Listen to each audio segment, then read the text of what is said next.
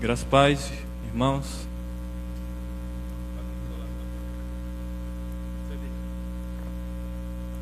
Nós vamos iniciar o nosso culto orando e desde já convidando a você para estar compartilhando o nosso culto de hoje com seus amigos, com seus seguidores, que você possa marcar também nos stories, da forma que você puder compartilhar o que você esteja fazendo. Nós vamos orar para que Deus ele nos abençoe nessa noite, para que Ele venha nos falar, receber o nosso louvor, né? Que Deus esteja nos abençoando nessa noite. Pai, nós te agradecemos por tudo que o Senhor tem feito, agradecemos porque o Senhor é bom, agradecemos porque a Tua misericórdia, Deus, se renovam todos os dias. E nós podemos perceber, Deus, em nossa vida, o Teu grande amor por nós.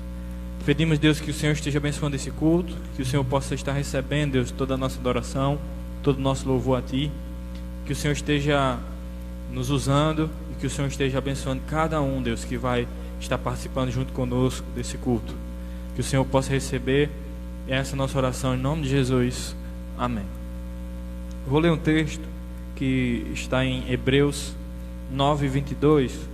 Hebreus 9:22 diz assim: e segundo a lei, quase todas as coisas são purificadas com sangue, e sem derramamento de sangue não há perdão. Nós estamos aqui e a igreja de Cristo, ela se une-se para adorar a Deus, para louvá-lo, simplesmente por isso, porque para que nós pudéssemos ser perdoados da nossa culpa, do nosso pecado diante de Deus, era necessário que sangue fosse derramado. E o nosso sangue deveria ser derramado. Mas por amor a nós, Deus nos amou de tal maneira que Jesus morreu em nosso lugar. O sangue de Jesus foi derramado no lugar do nosso. É por isso que nós estamos celebrando esse nome, que é todo-poderoso, que pode salvar todos quantos creem. Então que Deus possa estar nos abençoando nessa noite e que possamos oferecer o nosso melhor a Ele. Amém?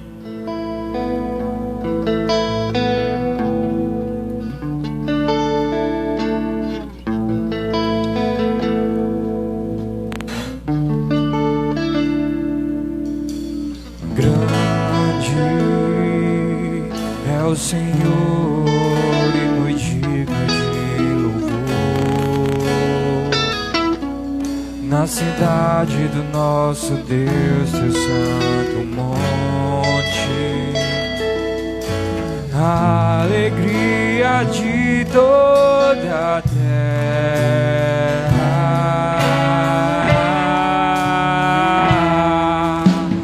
Grande é o Senhor em quem nós temos a vitória e que nos ajuda contra o inimigo. Por isso diante dele nos prostramos,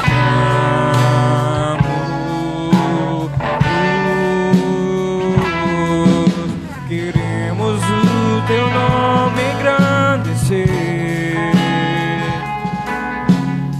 e agradecer-te por tua obra em nossas vidas.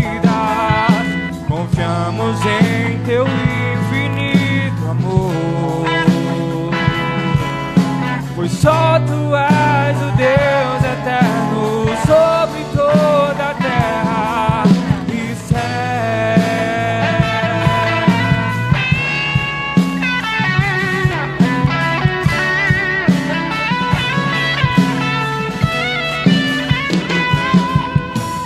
Grande é o Senhor e muito digno de louvor na cidade do nosso Deus, teu santo monte, a alegria de toda a terra.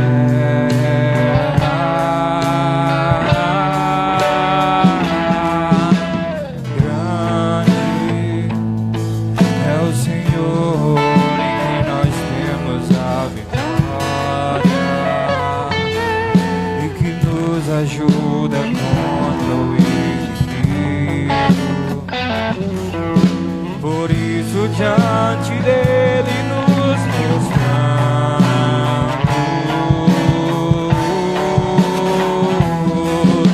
Queremos o teu nome engrandecer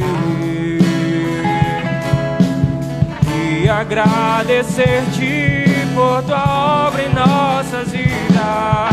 Confiamos em teu infinito amor, pois só tu és o Deus eterno sobre toda a terra. Queremos o teu nome engrandecer e agradecer-te por tua obra em nossas vidas. Confiamos em teu infinito amor, pois só tu és o Deus eterno sobre toda a terra e céu.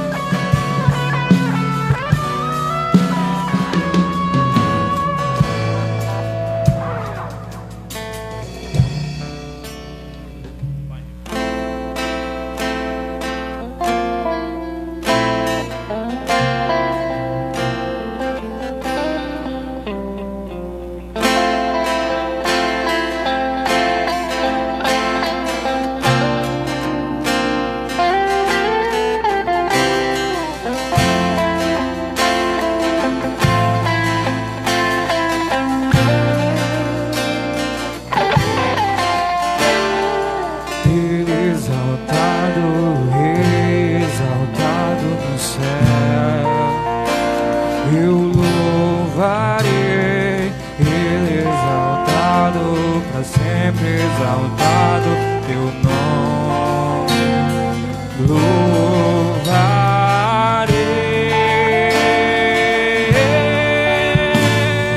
Ele é o Senhor, sua verdade vai sempre reinar. Terra e céus glorificam teu santo nome. Exaltado no céu.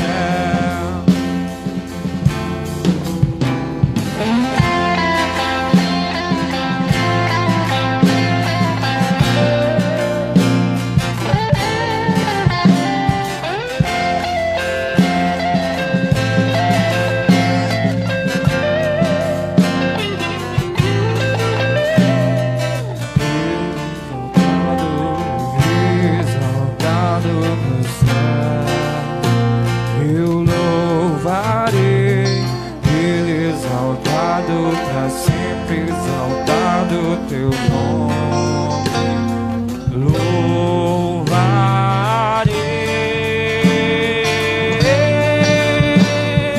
Ele é o Senhor, sua verdade vai sempre reinar. Terra e céu glorificam teu santo nome. Exaltado, exaltado no céu. Ele é o Senhor, sua verdade vai sempre reinar.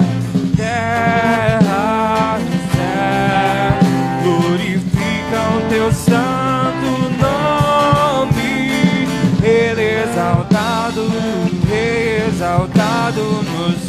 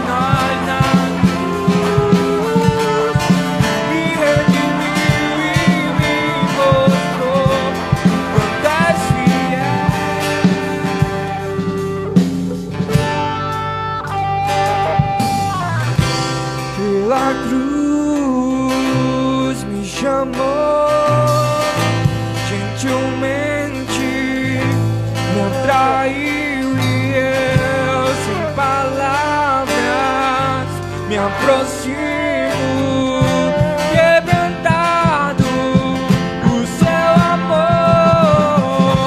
pela cruz me chamou, gentilmente me atraiu e eu sem palavras me aproximo, quebrantado.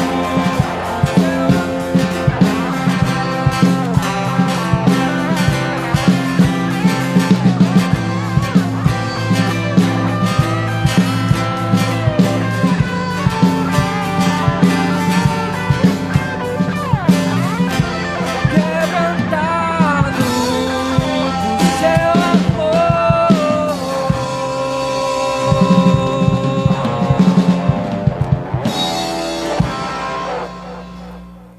Amém. Graças e paz, meus irmãos. Eu queria compartilhar um texto com os irmãos que se encontra lá em Salmos 124. Diz assim: se o Senhor não estivesse do nosso lado, que Israel o repita. Se o Senhor não estivesse do nosso lado, quando os inimigos nos atacaram, eles já nos teriam devorado vivos, quando se enfureceram contra nós. Então as águas nos teriam arrastado, e furiosas torrentes teriam feito submergir nossas almas. Sim, águas profundas e violentas nos teriam afogado. Bendito seja o Senhor, que não nos entregou para sermos dilacerados pelas presas e garras ferinas do inimigo. Como um pássaro, escapamos da cilada do caçador. A armadilha foi destruída e ficamos livres. O nosso socorro está em o nome do eterno Criador do céu e da terra. Amém? É como diz o primeiro versículo, né? Se não fosse o Senhor do nosso lado, Israel que o diga. Eles passaram por muitas coisas. E se não fosse o Senhor, eles não teriam, né, atravessado o mar. Eles não teriam sobrevivido a tantas coisas. E bendito seja o Senhor, porque Ele está sempre do nosso lado. É Ele quem nos guarda, né? Ele quem tem cuidado de nós em meio a tantas dificuldades. Nós vamos louvar nesse momento ao Senhor.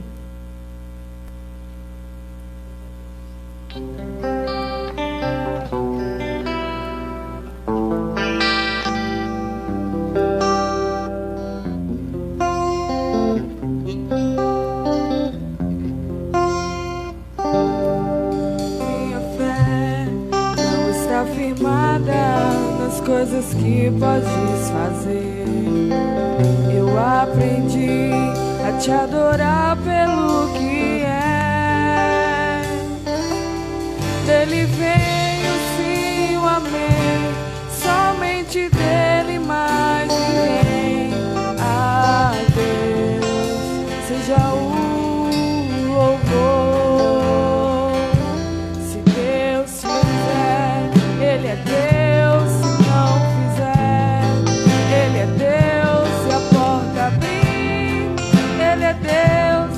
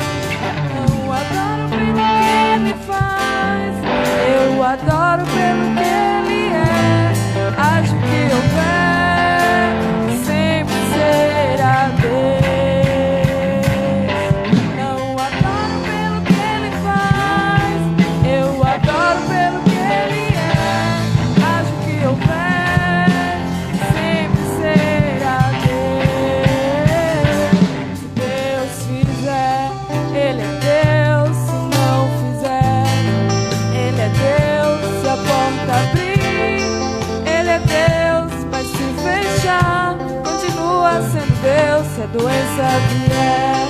Ele é Deus, se curado eu vou. Ele é Deus, se tudo der certo. Ele é Deus, mas se não der, continua sendo Deus.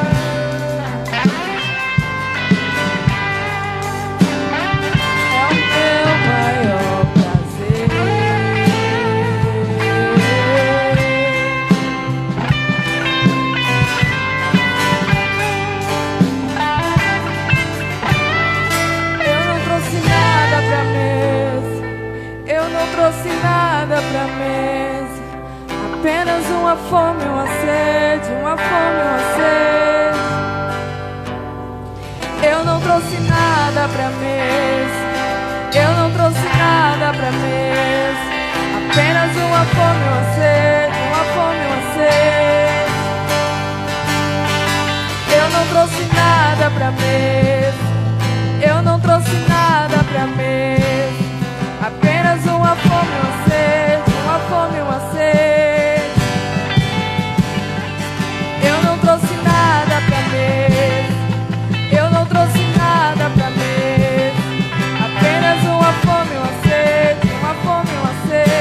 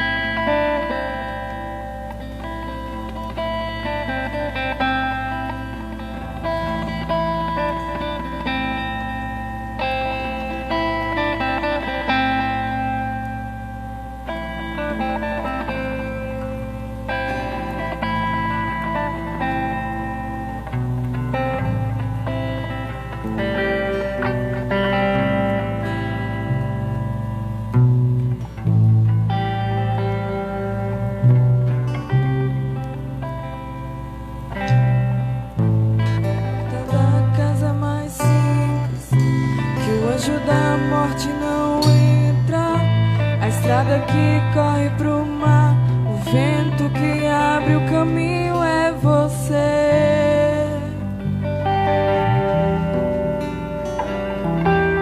É você.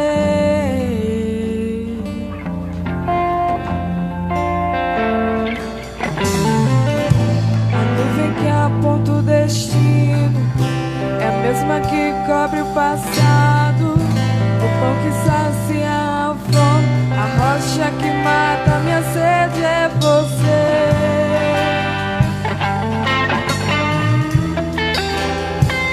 É você.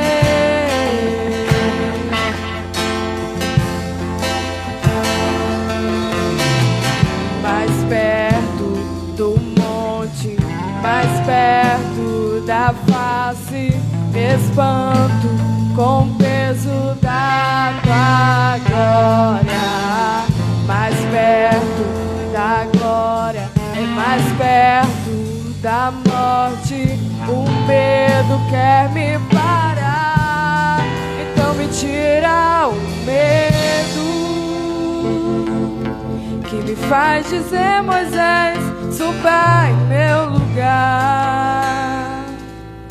Me faz entender que a tempestade é você, chuva forte é você, vento forte é você, e o que me faz tremer as pernas, a porta aberta é você, mas a fechada é você, é tudo sobre você. Eu também vou subir mais perto do monte, mais perto da face, me espanto com o peso da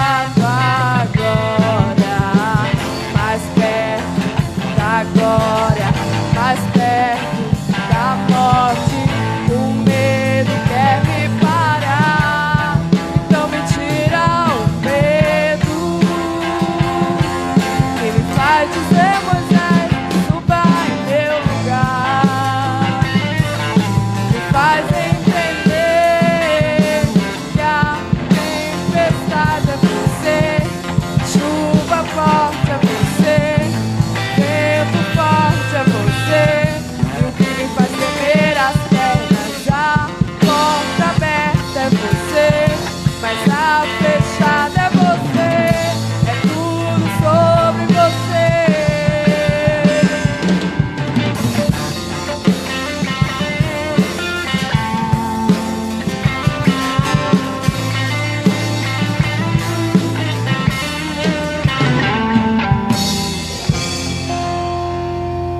Amém. Arthur? Graças pais, irmãos, vamos dar continuidade à série de sermões em Gálatas. Hoje nós iniciaremos Gálatas, capítulo 2, versículo 1.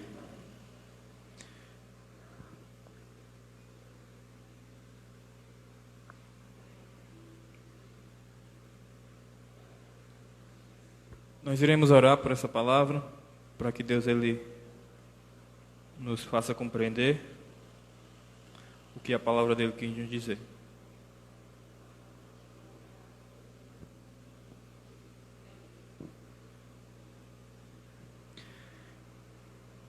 Pai, nós somos gratos pela tua palavra, pela tua bondade sobre nós, por estarmos podendo compartilhar a tua mensagem, a tua palavra. Te pedimos que o Senhor nos faça compreender, que teu Espírito Santo, Deus, nos ilumine, para que possamos entender perfeitamente o que o Senhor quer de nós, o que o Senhor tem a nos dizer nessa noite. Que o Senhor nos ajude. Amém. Cristo vive em mim. Essa é a mensagem que eu gostaria de compartilhar essa noite. Cristo vive em mim. E aí nós vamos ler o 2º capítulo da carta de Gálatas, né? Que diz assim: depois de 14 anos, subi outra vez a Jerusalém, com Barnabé, levando Tito também comigo. Subi por causa de uma revelação, e expus a eles o evangelho que prego entre os gentios, mas em particular aos que pareciam se destacar, para que de algum modo não corresse ou não tivesse corrido inutilmente. Mas nem mesmo Tito, que estava comigo, foi forçado a circuncidar, embora fosse grego. E isso por causa dos falsos irmãos que haviam se intrometido e secretamente vieram espiar a liberdade que temos em Cristo Jesus para nos escravizar. Mas nem por um momento cedemos ou nos submetemos a eles, para que a verdade do Evangelho permanecesse convosco. E aqueles que pareciam ser importantes, ainda que o tenham sido no passado, isso não me importa, pois Deus não considera a aparência humana. Esses que pareciam ser importantes, nada me acrescentaram. Pelo contrário, viram que o Evangelho da incircuncisão me havia sido confiado, assim como a Pedro o Evangelho da circuncisão. Pois aquele que agiu por meio de Pedro para o apostolado da circuncisão, também agiu por meu intermédio para o apostolado dos gentios. E quando reconheceram a graça que me havia sido dada, Tiago, Cefas e João, considerados colunas, estenderam a mão direita da comunhão a mim e a Barnabé, para que fôssemos aos gentios, e eles à circuncisão. E nos recomendaram somente que nos lembrássemos dos pobres, o que também procurei fazer com cuidado. Quando, porém, Cefas chegou a Antioquia, eu o enfrentei abertamente, pois merecia ser repreendido. Porque antes de chegarem alguns da parte de Tiago, ele estava comendo com os gentios. Mas quando eles chegaram, Cefas foi se retirando e se separando deles, por temer os que eram da circuncisão. E os outros judeus também fizeram como ele, a ponto de até Barnabé se deixar levar pela hipocrisia deles. Mas quando vi que não agiam corretamente, conforme a verdade do Evangelho, disse a Cefas, na verdade, na frente de todos: se tu, sendo judeus, vives como os gentios e não como os judeus, por que obrigas os gentios a viver como judeus?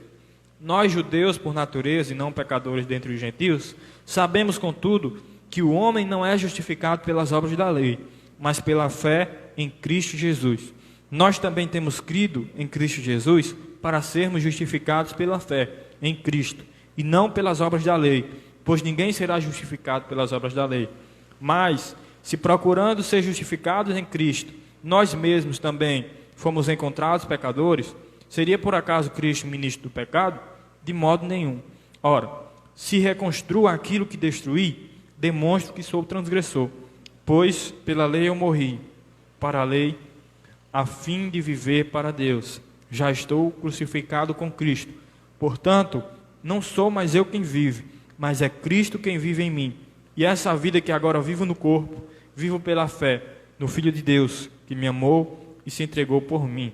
Assim não cancelo a graça de Deus, pois se a justiça vem por meio da lei, então Cristo morreu inutilmente. Então, como eu falei, o tema da mensagem de hoje, o título da mensagem de hoje é Cristo vive em mim, né? E só recapitulando o que nós havíamos aprendido ou ouvido da palavra do Senhor no domingo passado, nós sabemos que essa carta foi escrita a um grupo de igrejas, né, de uma província romana, né, a província da Galácia, que tinha várias cidades, várias igrejas que foram plantadas por Paulo, e eles estavam com um problema com algumas pessoas que eram cristãos, mas provenientes do judaísmo, e que de fato não encontraram o verdadeiro evangelho, não haviam encontrado o verdadeiro evangelho ainda, e eles estavam incomodando os cristãos que haviam ouvido a mensagem do evangelho por meio de Paulo, né? E eles estavam os gálatas estavam sendo desviados, né, da mensagem que eles haviam ouvido de Paulo para um evangelho diferente daquele que Paulo havia anunciado. Um evangelho que era baseado nas obras, baseado em uma força humana. E aquele evangelho que Paulo havia anunciado era baseado não na força do ser humano, mas simplesmente na graça de Deus, né, pela fé em Jesus Cristo. E aí Paulo ele anuncia esse evangelho, ele explana esse evangelho e a unidade dessa mensagem.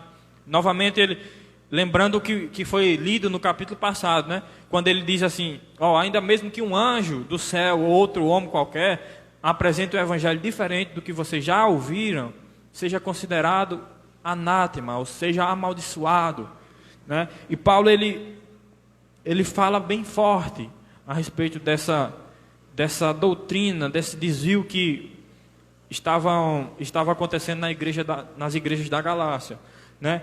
E eu gostaria de perguntar a você que está nos acompanhando nessa noite: Cristo vive em você? Cristo já passou a habitar na sua vida? Ele faz parte de você? As suas ações, as suas atitudes são baseadas no que Cristo faria, no que Cristo gostaria que você fizesse?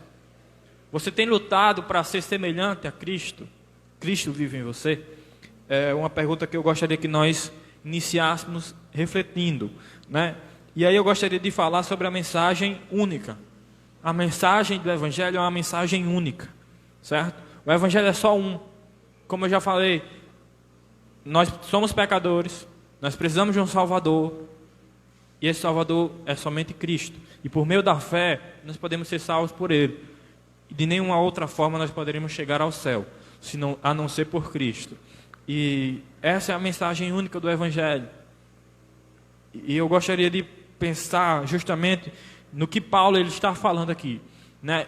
Desde o capítulo 1 ele começou a falar sobre a sua história, a falar sobre a sua conversão, a falar como foi o seu comportamento diante dos outros apóstolos que estiveram com Jesus durante o ministério dele aqui na terra. E ele entendeu de uma forma convicta que o evangelho que Jesus anunciou a ele precisava anunciar para outras pessoas. E o próprio Jesus deu essa mensagem para ele, né? Deu essa ordem, de forma que ele tinha tal convicção que ele não precisou ir, vou ver se Pedro ele aprova que eu prego o evangelho para as pessoas que não são judeus. Ele não se embaraçou com isso, porque ele era convicto da mensagem. E eu gostaria que nós também pensássemos e tivéssemos a mesma convicção de Paulo a respeito do que nós pregamos. Nós precisamos ter essa convicção. E Paulo, ele fala aqui, no começo do capítulo 2, que 14 anos depois, ele subiu a Jerusalém. E lá ele esteve com os discípulos, né? E aí ele, no capítulo 1, ele já havia dito que havia se encontrado com os outros apóstolos uma vez, com Pedro, e não viu nenhum dos outros, a não ser Tiago, irmão do Senhor. E depois ele teve mais um encontro. Mas ele tinha uma mensagem, uma convicção da mensagem que havia sido dada a ele, de forma que ele não precisou ir até os outros apóstolos para ter essa confirmação, né? E aí ele fala que depois de 14 anos, ele voltou a Jerusalém, ele voltou aí onde os apóstolos ficavam, né? Na igreja em Jerusalém. E Paulo, ele tinha uma convicção dessa mensagem, que ele foi, e ele diz o motivo no versículo 2, que ele foi porque ele teve uma revelação. Por isso ele foi lá. Ele não foi porque ele estava com dúvida da sua mensagem.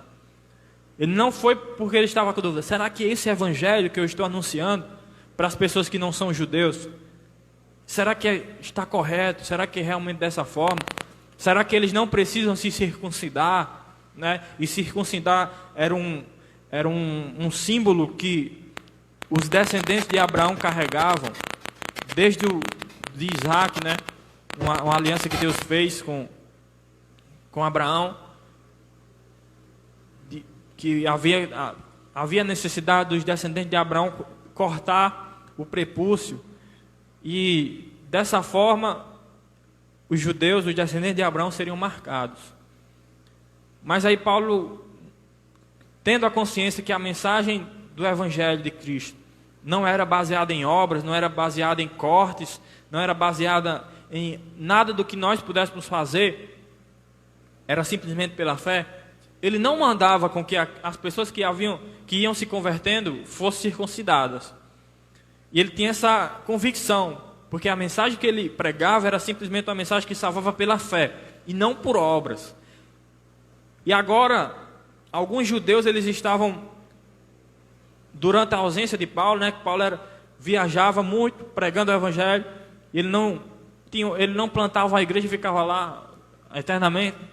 Ele plantava a igreja, estabelecia líderes lá, ia para outro lugar, plantava a igreja, estabelecia líderes lá, e ia pelo mundo afora pregando o Evangelho.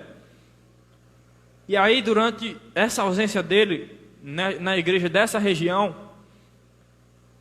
apareceu pessoas que estavam dizendo: vocês precisam se circuncidar, vocês precisam fazer parte dessa aliança que Deus fez com Abraão. E aí Paulo, ele vem e escreve essa carta para corrigir esse erro na igreja da província da Galácia. E aí eu gostaria que nós também tivéssemos a mesma convicção que Paulo tinha da mensagem, né? E aí ele foi lá para encontrar os outros apóstolos, e a mensagem dele lá foi confirmada, certo? A mensagem que Paulo pregava, ele foi lá porque ele recebeu a revelação que ele fala no versículo 2, e ele viu lá e ele fala que Tito estava com ele, né? E Tito era grego, ou seja, ele se converteu ao cristianismo e ele não foi circuncidado. Mas aí Paulo, ele disse que os irmãos lá, os judeus lá de Jerusalém, que haviam se convertido ao cristianismo, não obrigaram a Tito a se circuncidar, porque eles entendiam que o Evangelho não é por meio de rituais, não é por meio de práticas no corpo, práticas da lei, mas simplesmente pela fé. Eles também tinham a mesma convicção que Paulo tinha, certo? E tudo aquilo que Paulo pregava e a mensagem do Evangelho que Paulo pregava foi apenas confirmada por aqueles apóstolos que estavam em Jerusalém. E aí eu gostaria de que nós pensássemos que nós devemos ter convicção da mensagem que nós pregamos, mas não é qualquer convicção. Eu tenho certeza que é desse jeito, é do meu jeito e pronto. Não. Nós precisamos entender e aprender com Paulo também nessa situação, que a mensagem que Paulo pregava ela não foi contradizida com a mensagem dos apóstolos, mas ela foi confirmada, certo? Quando chegou lá, os discípulos, os apóstolos, eles pregaram a mesma mensagem, eles concordaram com aquela mensagem que Paulo pregava, certo?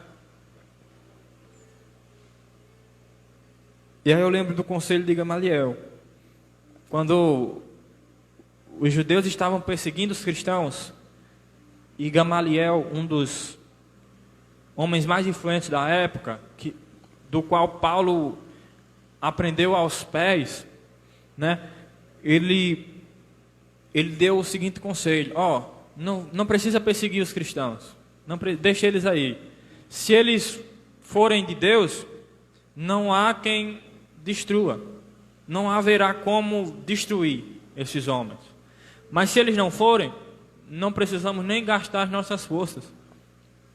Eles passarão, eles desistirão desse Cristo aí que eles pregam e tudo. Então a gente não precisa se perturbar com isso, não. Então o que é que eu trago para nós hoje? É que se a mensagem for realmente verdadeira, ela vai perdurar, ela vai se manter firme, certo? Ela não vai se acabar, não é apenas um vento temporário, não é uma coisa temporal. Da mesma forma que a mensagem que Paulo pregava não era uma coisa somente da cabeça dele, não era uma coisa que somente ele acreditava, mas ele teve esse encontro, depois de 14 anos ele foi para Jerusalém, e lá ele teve essa confirmação, que a mesma mensagem que ele pregava aos gentios, de uma salvação pela fé em Cristo, era a mensagem que os apóstolos também pregavam, uma salvação pela fé, somente pela fé. Então, a mensagem do Evangelho é uma mensagem única, certo? Você pode pregar a mensagem do Evangelho, e lá na frente outra pessoa vai pregar a mesma mensagem do Evangelho, e você vai ter essa confirmação, porque a mensagem do Evangelho é única. Segunda coisa, fique longe da hipocrisia. E aí nós vemos que Pedro, nessa situação em que Paulo relata, ele foi hipócrita. E Paulo ele disse na cara dele, na frente de todo mundo, que ele estava sendo hipócrita. E devido à sua influência, à sua liderança, ele levou muitos outros a serem também da mesma forma, né? E aí eu gostaria que nós pensássemos que ser cristão é ter padrão, certo? Ser cristão é ter padrão. E aí eu gostaria que nós pensássemos na nomenclatura que nós usamos. Cristão. Você é cristão, eu sou cristão. Isso quer dizer que nós somos seguidores de Cristo, né? Que nós buscamos ser como aquele que originou essa religião, esse caminho. Ou seja, Cristo. Todo cristão deve buscar ser como Cristo. O alvo dele deve ser Cristo. Ele deve se espelhar em Cristo. E dessa forma, buscar ser como ele foi.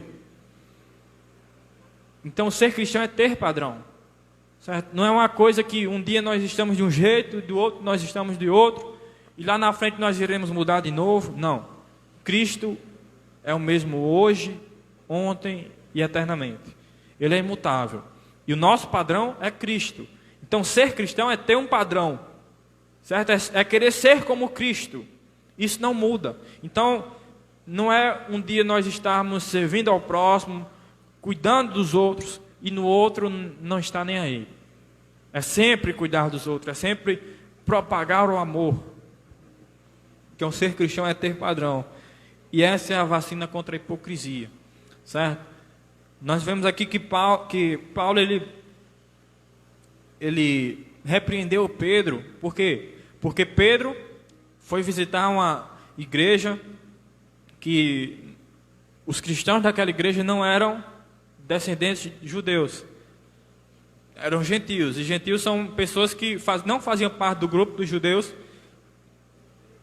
E todos aqueles que não faziam parte do grupo dos judeus eram considerados gentios. E alguns desses gentios haviam se convertido mediante a pregação do Evangelho, né? E Pedro um dia foi lá, em uma dessas igrejas, em Antioquia. E lá aconteceu esse fato, em que Paulo repreendeu ele. Por quê? Porque ele estava sentado lá com aqueles cristãos que não eram judeus antes, que não haviam se circuncidado, e ele estava comendo com eles, estava ali de boa com esses cristãos.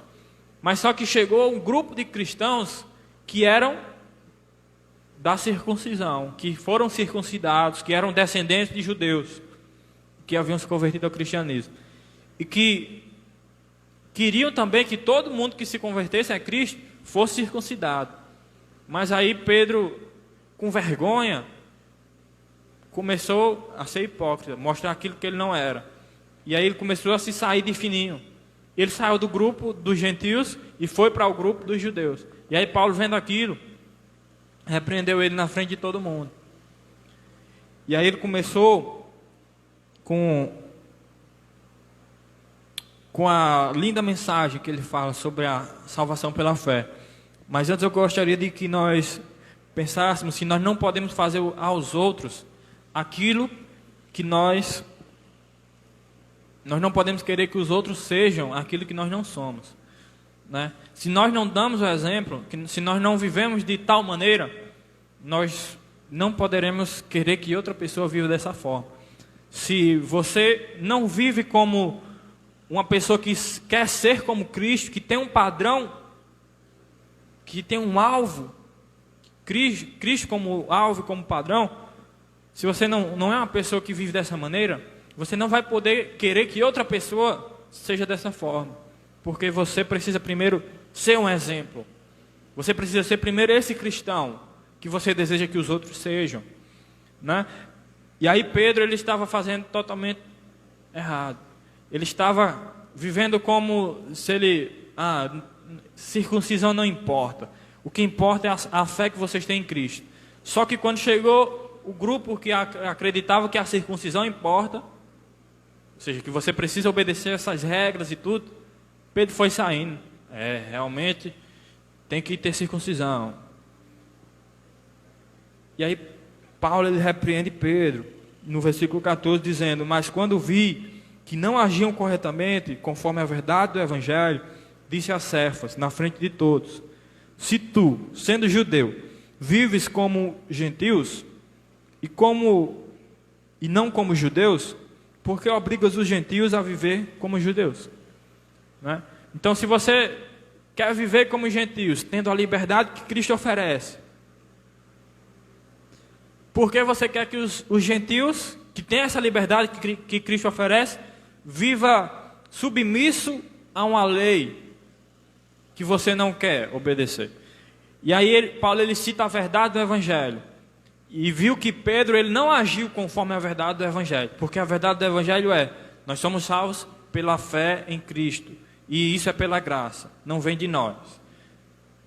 E aí Pedro, ele estava mostrando uma vida, ele estava demonstrando naquele momento que a salvação não era simplesmente pela fé, não era simplesmente uma ação de graça da parte de Deus, mas precisava de obras, precisava de práticas de lei, de regras, né? E aí Paulo repreendeu Pedro. E eu gostaria que nós pensássemos que a vacina contra a hipocrisia é ter um padrão. Se nós temos um padrão que é Cristo, nós nunca seremos hipócritas, porque nós sabemos o que nós devemos ser. Então fique longe da hipocrisia. Terceira coisa, ou a lei ou Cristo. É uma coisa ou outra, não tem meio termo. E aí é justamente isso que Paulo, ele vai discorrer nos versículos seguintes, quando ele fala no versículo 16 que Paulo, ele fala para Pedro: você sabe que nós somos salvos pela fé em Cristo, não é pela lei. E aí a gente precisa entender que Cristo, ele nos livra do legalismo. Ele nos livra dessa coisa de ter regras e mais regras, de pode e não pode, de fazer, tem que fazer isso, tem que fazer aquilo. Cristo, ele nos livra disso, ele nos liberta. E aí o que está acontecendo na igreja aqui dos Gálatas é justamente isso. Pessoas que foram convertidas verdadeiramente, ouviram a mensagem do Evangelho, a salvação é pela fé. Se você crê, você se arrepende dos seus pecados, venha viver para Cristo, entrega a sua vida a Ele e você será salvo. E eles aceitaram essa mensagem. E aí vieram outros e disseram assim, é verdade, Cristo morreu por nós precisamos ter fé nele, precisamos acreditar nele, crer nele, pregar para os outros sobre ele, mas nós também precisamos obedecer à lei, nós precisamos ser circuncidados, nós precisamos fazer isso, nós precisamos fazer aquilo. E a mensagem do Evangelho não é essa, é uma só: a salvação é pela fé e não pelas obras. Não há nada que o ser humano possa fazer para ser salvo, somente crer em Cristo. Pela fé em Cristo nós somos justificados. E aí Cristo ele nos liberta desse legalismo. E aí Paulo ele fala sobre Cristo ser ministro, ele pergunta se Cristo é ministro do pecado. Se nós cremos em Cristo e nós se achamos em pecado, será que Cristo é ministro do pecado? Será que porque eu aceitei Cristo, porque eu creio em Cristo, eu sou seguidor dele e eu peco, Cristo é ministro do pecado por isso? De forma nenhuma. O culpado somos nós. Os pecados, nós somos os culpados pelos nossos pecados. Mas Cristo ele morreu por causa desses pecados, para nos perdoar, para nos lavar com o seu sangue. Como eu li lá no começo do culto, em Hebreus 9:22, que sem derramamento de sangue não há remissão de pecados, né? Então, Cristo ele derramou o sangue dele por nós. Então, embora sejamos pecadores, embora pequemos mesmo conhecendo a Cristo, nós podemos ter essa certeza que Ele nos perdoa e que Ele nos justifica, porque nós depositamos a nossa fé nele. E aí, outra coisa que nós podemos ver é que Cristo ele morreu por mim e agora eu vivo para Ele. E assim deve ser a nossa vida. Cristo ele morreu por cada um de nós. E o mínimo que nós podemos fazer é viver para Ele. É entregar a nossa vida para Ele e viver como Ele gostaria que nós vivêssemos. É ter Cristo como nosso padrão. É buscar ser como Ele foi. É buscar obedecer aquelas ordens que Ele nos deu. E como o versículo 20 fala, o versículo 19, já estou crucificado com Cristo. Ou seja, nós morremos com Cristo. Aquele que crê em Cristo, ele passa a ser uma nova criatura, porque ele morreu para Cristo e ressurgiu para Deus.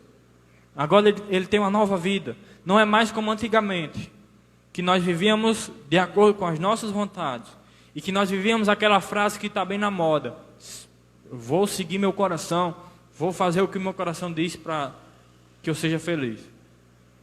Mas agora, depois de Cristo, nós entendemos que o nosso coração nos leva a caminhos maus. E que Cristo é o único que pode endireitar os nossos caminhos e nos levar para caminhos de paz. Caminho que nos conduz a Deus. E dessa forma nós não vivemos mais para obedecer às nossas vontades, os nossos desejos, mas à vontade de Deus. Porque o nosso viver é Cristo. Jesus morreu porque não tinha outro jeito. Se tivesse outro jeito de nós sermos salvos, Jesus não precisava ter vindo e morrido, sofrido, passar por tudo que ele passou. Se tivesse outra forma de o ser humano ser salvo, Jesus não precisaria ser sacrificado. Mas não havia, não há outra forma. Jesus é o único caminho que pode nos conduzir ao céu. E o versículo 21 trata justamente isso. Assim, não cancela a graça de Deus, pois se a justiça vem por meio da lei, então Cristo morreu inutilmente. Então, Cristo morreu inutilmente? Será que Cristo morreu em vão? É isso que Paulo pergunta aos Gálatas. Se vocês estão dizendo que a salvação é pelas obras, se é só se circuncidar que você será salvo, então Cristo morreu inutilmente, porque não precisava ele ter vindo, morrido, derramado sangue pelos nossos pecados. Era simplesmente se circuncidar e pronto, nós seríamos salvos. Mas não é bem assim. Somente em Cristo, somente pela fé em Cristo, nós podemos ser salvos.